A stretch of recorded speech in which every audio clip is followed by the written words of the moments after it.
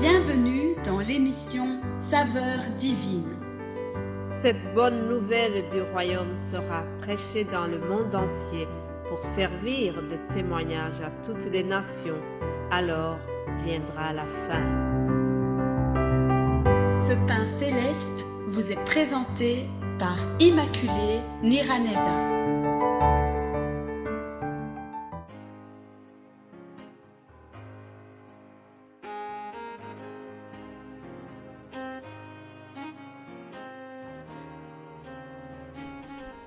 Je vous salue très chers amis à l'écoute de l'émission Saveurs divines.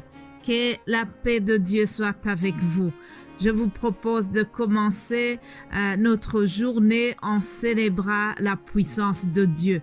Vous savez, chers amis, s'il y a une chose qui réjouit le cœur de Dieu, s'il y a une chose qui vraiment attire la bénédiction et le secours de l'Éternel, c'est lorsqu'il voit que ses enfants continuent à le louer malgré les épreuves. Lorsque le Seigneur voit que nous venons devant sa face pour dire sa bonté, sa grandeur, sa puissance, alors il est vraiment réjoui par l'attitude de ses enfants et il continue à nous bénir et à nous secourir. Évitons d'aller dans sa présence seulement en pleurant, en murmurant, en se lamentant sur notre sort. Non, prenons cette habitude de garder la louange dans nos cœurs, quelle que soit la situation. Je vous propose donc de lire le psaume 145 au verset 5. Je dirai la splendeur glorieuse de ta majesté. Je chanterai tes merveilles. On parlera de ta puissance redoutable et je raconterai ta grandeur. Qu'on proclame le souvenir de ton immense bonté et qu'on célèbre ta justice. L'Éternel est miséricordieux et compatissant à la colère et plein de bonté. Alléluia. Déclare là où tu es. Déclare ceci, l'Éternel est plein de bonté malgré les événements. L'Éternel est plein de bonté malgré que je suis malade. L'Éternel est plein de bonté malgré que j'ai la douleur interminable. L'Éternel est plein de bonté et je sais qu'il interviendra au temps qu'il a choisi. Alléluia. Voilà, chers amis, je voulais qu'on commence par cette louange, cette déclaration de la puissance de Dieu. Continuons maintenant le thème de la semaine. Si par exemple tu suis cette émission au cours de la semaine et que tu n'as pas suivi depuis lundi, je voudrais te rappeler que nous sommes sur le thème de ce que Jésus a dit en partant, en remontant au ciel. Vous savez que nous sommes dans cette transition après l'ascension et avant la Pentecôte. Si nous suivons le calendrier spirituel, nous sommes dans cette tranche-là. C'est donc la période entre l'ascension et la Pentecôte. Et Jésus-Christ parle à ses disciples. Il leur dit dans Jean 16 au verset 7, il dit « Cependant, je vous dis la vérité, il vous est plus avantageux que je m'en aille. Car si je ne m'en vais pas, le Consolateur ne viendra pas vers vous. Mais si je m'en vais, je vous l'enverrai, et quand il sera venu, il convaincra le monde en ce qui concerne le péché, la justice et le jugement. » Mais nous nous sommes arrêtés surtout sur cette phrase de Jésus qui dit « Il vous est plus avantageux que je m'en aille. » Nous sommes donc en train de voir quels sont les avantages qui sont liés au retour de Jésus-Christ dans la gloire du Père. Quels sont les avantages? Hier, j'ai terminé en vous disant qu'il était très avantageux que Jésus-Christ retourne au ciel parce qu'il est allé nous préparer une place. J'ai appelé cela les vacances éternelles. Je sais que tout le monde aime bien d'aller en vacances. On fait tout pour avoir les moyens pour aller en vacances. Alors, Jésus-Christ aussi nous a préparé des vacances éternelles.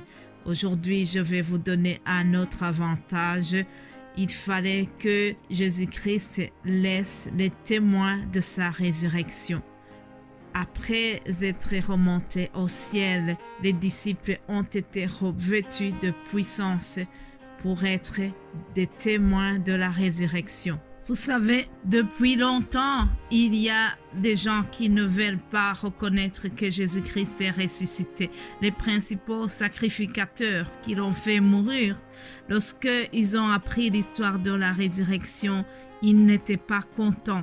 Ils ont payé une forte somme aux soldats qui gardaient le tombeau. Ils ont payé à ces gens en leur disant « Allez dire aux gens que ces disciples sont venus de nuit et qu'ils ont dérobé le corps pendant que nous dormions. » Ah, mais on ne peut pas cacher la vérité. Quoi qu'il arrive, la vérité finit par triompher, chers amis. À partir du moment où nous devenons disciples de Jésus-Christ, nous avons la responsabilité de témoigner de sa résurrection. Ah, les disciples se sont organisés juste après l'ascension de Jésus. Ils se sont organisés. Il manquait une personne parmi les 12. Il n'était plus 12 comme au départ. Alors, une fois que Jésus-Christ est remonté, ils ont senti cette nécessité de combler le vide qu'il y avait.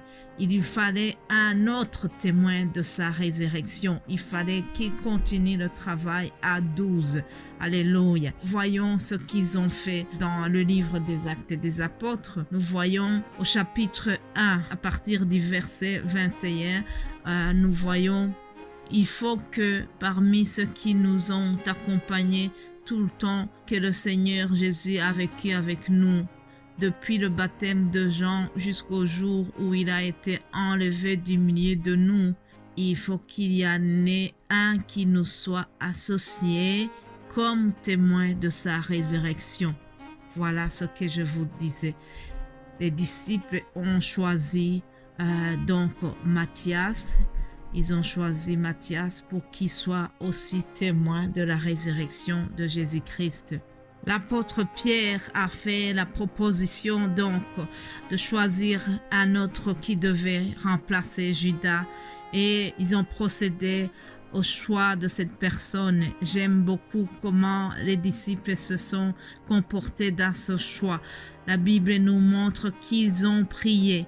Ils ont fait la prière.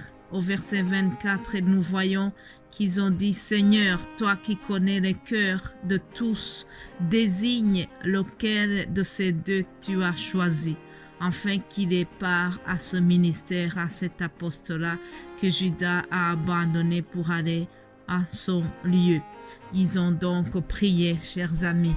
Très bonne attitude, demander conseil à Dieu avant un choix pareil. Aujourd'hui, nous voyons dans les églises que pour désigner des responsables, il y en a qui ne font pas nécessairement vraiment une prière, mais ils se basent sur des critères très humains.